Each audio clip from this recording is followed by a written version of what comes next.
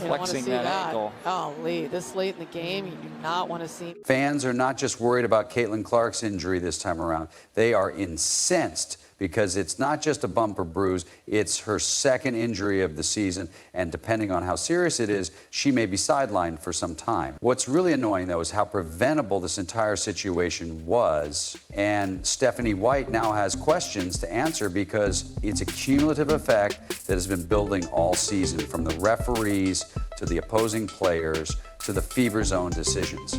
We've already seen what happens when Caitlyn isn't on the court. Ratings drop, ticket demand crashes, excitement flatlines her humble pie moment after her last absence. The league is about to get another extra large slice.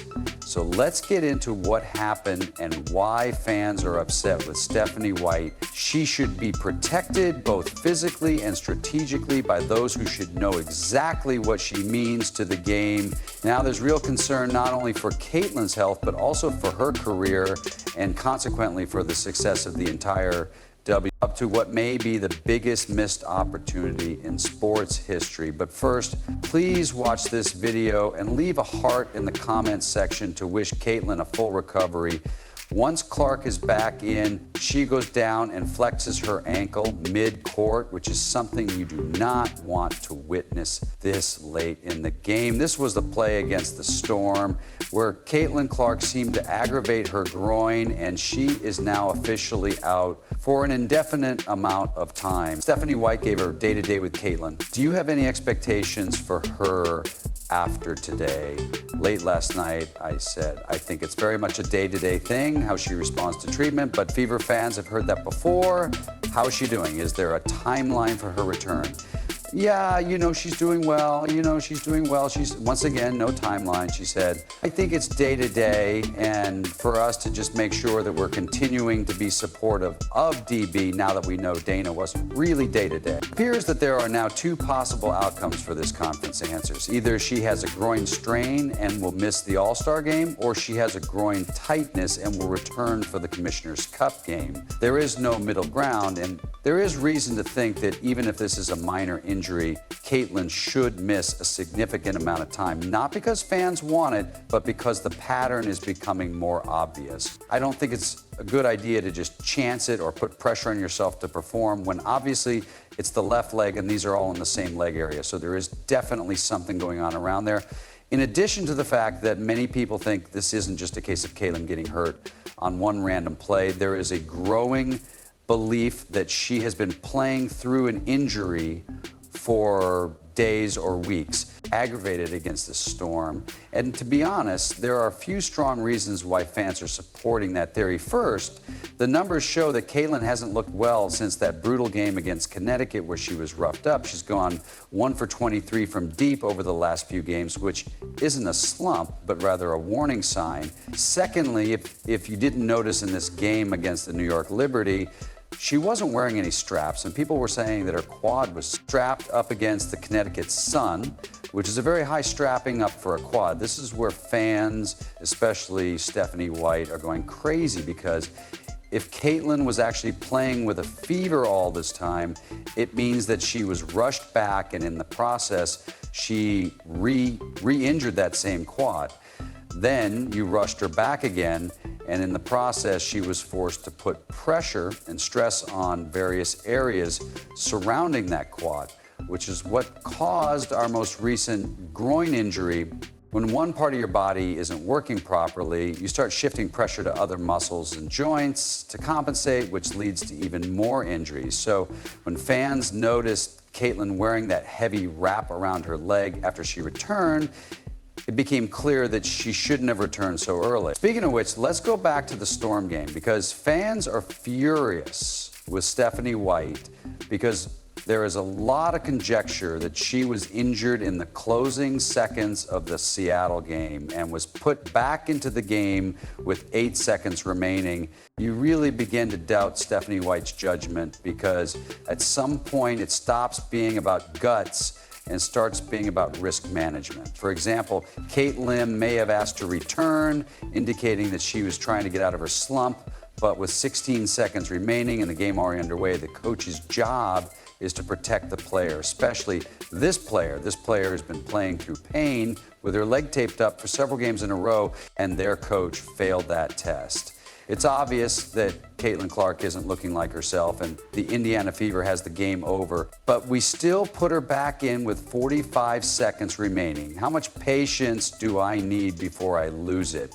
I'm getting really frustrated with what I'm seeing. This is where fans are starting to worry, because it's becoming more and more obvious that Caitlyn Clark isn't being managed the way she should be. Even though she doesn't discuss it, she is carrying the weight of everything because she is extremely competitive and wants to help the team. She knows that not only is she the center of attention from Indiana, but the entire W. However, when you have someone who pushes through pain and never wants to sit down and who feels accountable for a team and a league, you need a system in place to protect her from herself, because if she keeps playing hurt, it could eventually be more than just a missed game or two. It could be everything. Consider Tyrese Halliburton's experience in the NBA Finals when he tore his Achilles heel and mentioned experiencing some pain there. This was the height of his career, so he tried to play through it, but at the very end he went down. This is why it's so concerning, because only a year ago it seemed unimaginable that Caitlyn Clark would miss any significant time. She didn't miss games at Iowa, and she persevered through everything that was a part of her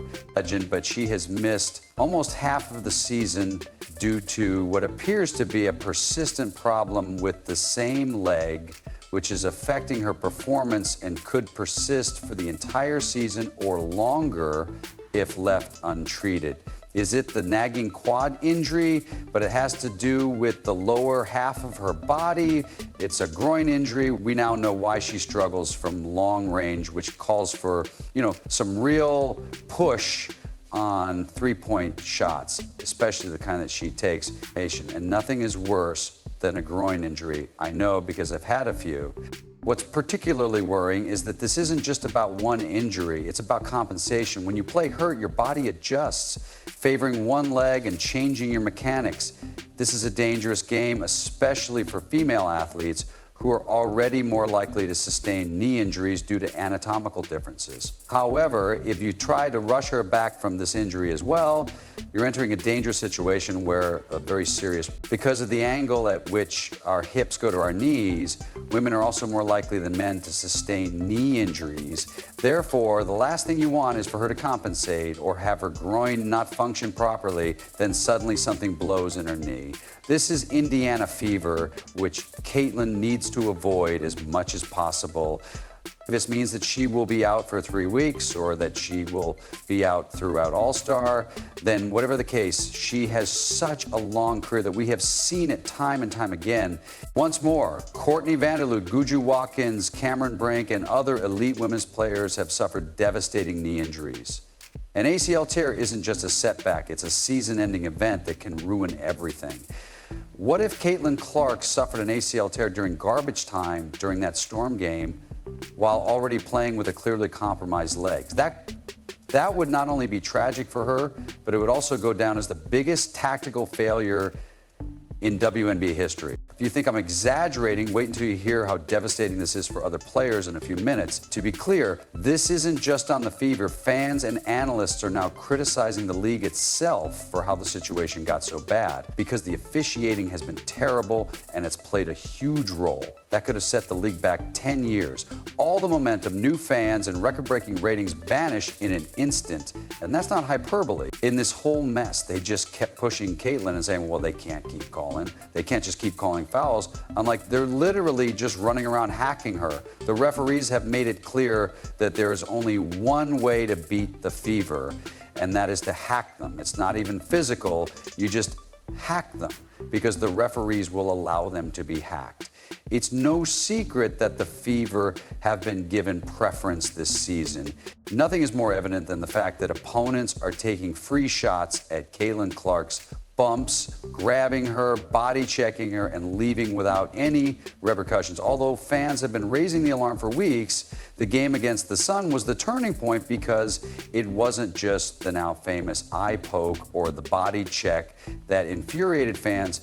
It was everything that led up to that point. This is JCS Sheldon right here with a full handful of Caitlyn Clark's shoulder and bicep, and she's twisting it, okay? This league does not have control over its players, but this level of physicality seems to be ingrained in the WNBA's DNA because despite our disagreements over missed calls against Caitlyn Clark and the Fever, one coach told me we tell our players to be as physical as they can possibly be for 40 minutes because we know for 38 of them they're pretty much going to get away with. So I think everybody would like to see a stronger whistle, and players are hurt when coaches design their game plans around physicality because the league won't enforce its own rules. It's not just Caitlin Jade Melbourne of the Mystics who literally lost her tooth due to an unnecessary elbow while I was writing the script. It's just another reminder that when the league puts allowing them to play over player safety, the consequences are real and have been happening for years. Little more freedom of movement isn't just a coaching tactic, it's an admission that the referees aren't doing their jobs. It's nothing new, but now it's threatening the one player who is saving the league on her own. If you want to get really serious about it, here's what many fans are noticing. Caitlyn Clark gained a lot of muscle during the offseason. Her flexing on the sidelines and her increased bulk were major plot points leading up to the season. But the reason she had to bulk up was because she was getting beaten up last year. The message was clear: if you want to survive in this league, you better build armor. But if the league encouraged officials to actually enforce the rules, she might not have had to turn into a linebacker just to survive a season. Perhaps if the league toned down the physicality a bit instead of treating it as a selling point, we wouldn't be on the verge of another injury. Twist, adding muscle quickly, especially in your legs and core, can mess with your mechanics. Your stride changes, your lift on shots changes, and most importantly, your risk of injury increases if your movement patterns haven't fully adapted. I understand that you're trying to neutralize this player, but we've entered the realm of player safety here, and Caitlyn Clark has now gone out for the third time, so I think this needs to be reassessed.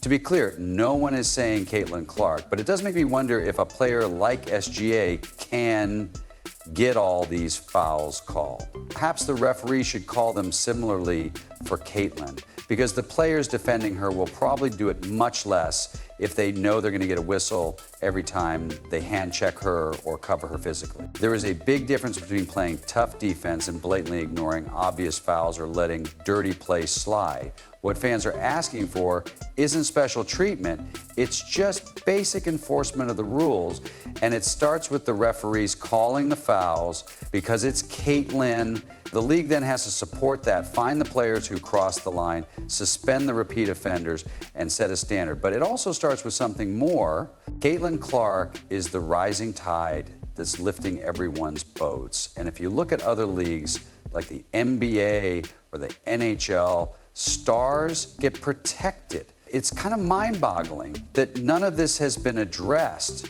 because what happens next is going to be ugly again. And it's also a huge blow to the WNBA, whether some fans like it or not. The other players respect the star who's not only growing the game, but putting food on everyone's table, whether they want to admit it or not. Since the league enters CBA negotiations at the end of the year, it is evident that this is a crucial time and a crucial year for the league, because when Caitlyn Clark is on the court, the league's ratings across the league drop by more than 50%. When she is out, viewership stalls, social engagement dries up, and the WNBA feels quiet. But when she returns, the league goes into overdrive. Caitlyn's return against the Liberty wasn't just a feel-good moment, it was a ratings earthquake. That game averaged 2 million viewers and peaked at 8 million, making it one of the highest rated games in WNBA history, because when Caitlyn's on the floor,